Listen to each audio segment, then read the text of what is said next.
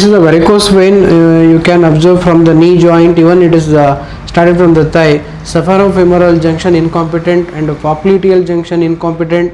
The saphenopoppliteal junction we say, and many perforators also have an incompetent, and also they started up darkening the skin and totally swollen just like a rope. You can observe over here, and the total leg pain and sometime itching, and for a long standing there may be swelling at the evening. The patient is telling. So the patient is from Sindhgi. We are doing treatment as per the Siddhanta of Ayurveda. So Rakta Mokshana I done today, and even he has lower back pain. From back side to leg. Now we have done ಮರ್ಮ ಚಿಕಿತ್ಸೆ for that. So ಮರ್ಮ ಚಿಕಿತ್ಸೆ ಮಾಡಿದ್ಮೇಲೆ ಹೆಂಗೆ ಅನಿಸ್ತು ಅದು ನಿಮಗೆ?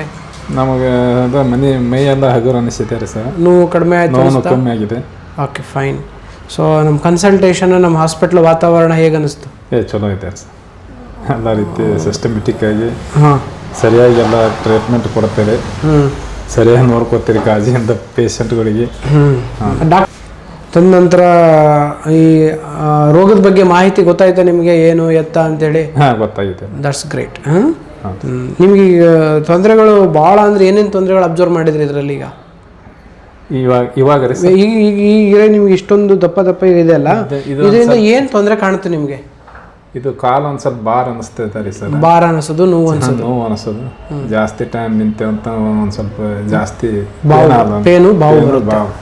ಸಾಯಂಕಾಲದ ಹೊತ್ತು ಕೆಲಸ ಮಾಡೋಕೆ ಕಷ್ಟ ಆಗುತ್ತೆ. ಹಾಂ ರೀ ಸರ್. ಎಷ್ಟು ದಿನದಿಂದ ಆಗ್ತಿದೆ ಹಿಂಗೆ? ಈ ಒಂದು 3 ವರ್ಷ 4 ವರ್ಷದ ನಿಂತನ. ಓಕೆ. ಇಲ್ಲಿ ನಿಮ್ಗೆ ಹೆಂಗೆ ಗೊತ್ತಾಯ್ತು ಇಲ್ಲಿ ಬರೋಕ್ಕೆ? ಇಲ್ಲಿ ನಮ್ಮ ಬ್ರದರ್ ಒಬ್ಬರು ಇಲ್ಲೇ ಬಂದು ಟ್ರೀಟ್ಮೆಂಟ್ ತಗೊಂಡೋಗಿ ತೊಗೊಂಡಿದ್ದಾರೆ ಸರ್ ಅವರು. ಅದನ್ನು ನೋಡಿ ನಾವು. ಓಕೆ.